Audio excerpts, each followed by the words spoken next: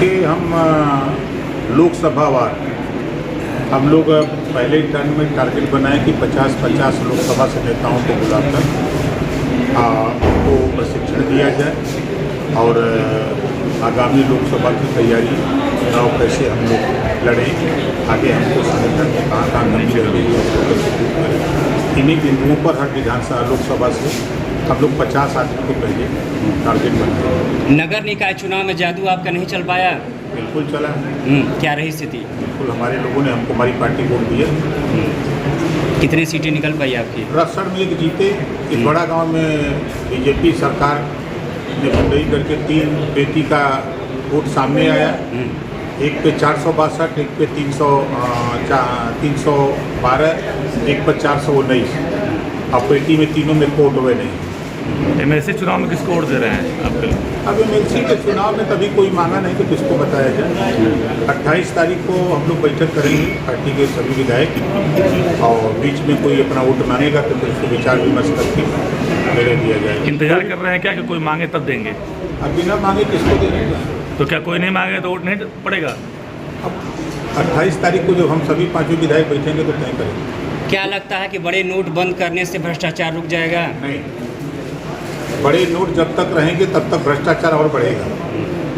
Bharatiya Samaj party का मानना है कि सबसे बड़ी नोट 100 रुपये की हो, 50 की हो, 10 की हो, 20 की हो, 5 की हो। जितना छोटा नोट रहेगा उतना भ्रष्टाचार पे अंकुश लगेगा। बड़ी नोट है 2000 की, एक अटैची में भर लेगी करोड़ों रुपया, लेकिन 1 करोड़ रुपया अगर 100 रुपये की नोट लेके जाना होगा तो DCM पर लाद कर जाना होगा।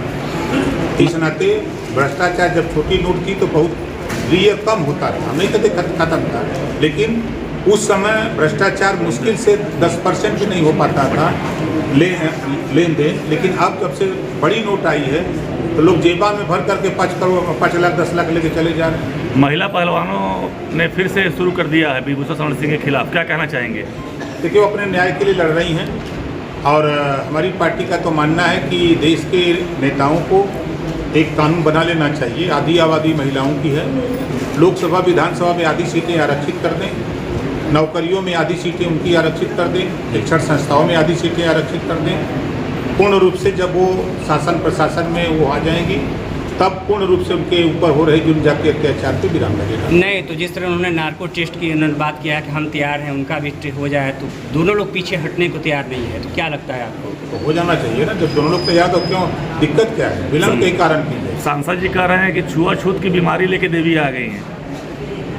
अब अगर वो छुआछूत को मानते हैं, बाबा साहब डॉक्टर अम्बेडकर ने छुआछूत को खत्म किया, पूरे देश की व्यवस्था को बदल करके एक संविधान बाबा साहब ने दिया और संविधान में सबको बराबरी का हक दिया, सबको एक समान कानून दिया कि कानून के दायरे में सबको रहना है। लेकिन अगर कोई कानून न माने तो उसको मनवाने के लिए सरकार का काम है। सरकार अगर न मनवावे तो फिर कोई क्या कर सकता है? कार्रवाई ठीक हो रही है विभूषण शरण सिंह के खिलाफ या क्या लग रहा है आपको? जहाँ सुप्रीम कोर्ट के आदेश पर FIR हो तो उंगली तो उठनी स्वाभाविक। प्रदेश में मंत्री अनिल राजभर आपको लगातार कहते हैं कि आप कंफ्यूज नेता हैं, आप कुछ भी तय नहीं कर पाते हैं कि आपको क्या करना है क्या नहीं करना। आज कुछ कहते हैं, कल कुछ और कहते हैं। देखिए, लोडर और लीडर जब सदन में बोलता है कि भर राजभर जाति को हाई कोर्ट का आदेश है 11 मार्च 2022 का अनुसूचित जनजाति में शामिल करने का प्रस्ताव उत्तर प्रदेश सरकार दिल्ली भेजे, तब वो नेता कंफ्यूज हो जाता है, तब सदन में खड़ा होकर समर्थन नहीं करता है। बनारस की धरती पर कटिंग मेमोरियल में अमित शाह को बुला के कहा था कि हम ST में 1 महीने के अंदर शामिल कर देंगे और 6 साल बीत गया, अभी तक नहीं हो पाया। कंफ्यूज कौन है? महिलाओं की आधी आबादी है, लोकसभा विधानसभा में आधी सीटें आरक्षित कराने के लिए जबान नहीं खुलेगी। तेलंगाना सरकार 4 करोड़ आबादी में 2 लाख गरीबों के बच्चों को निःशुल्क शिक्षा देकर हर साल डॉक्टर, मास्टर, इंजीनियर, कलेक्टर बनाने की शिक्षा दे रही है। 25 करोड़ आबादी में 12.5 लाख बच्चों को उस हिसाब से शिक्षा मिलनी चाहिए, लेकिन यहाँ उस पर बोलने की औकात हिम्मत नहीं है। प्रदेश में तमाम अति पिछड़े दलित के ऊपर अन्याय हो रहा है। अभी 1468 ग्राम पंचायत अधिकारी की भर्ती हुई, 27% पिछड़ों का हिस्सा है, 139 सीट पे ही खाली हो पाया, 257 पद लूटा गया। इस पे बोलने की औकात नहीं है, तब जबान बंद हो जाती है, तब आंख बंद हो जाती है, नहीं सुनाई देता ना दिखाई देता। गांधी जी के 3 बंदर बन जाते हैं। ये 257 पद किसका लूटा गया? पिछड़ों का। किस जाति में आते हैं? पिछड़ों के।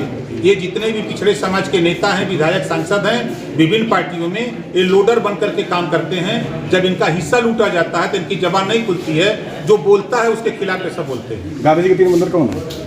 अब यही जो पिछड़े समाज का हक लूटा जा रहा नहीं बोल रहे हैं, यही लोग हैं। कौन नाम? अरे वही है, अब आप समझते जाइए। चलो छोड़ो।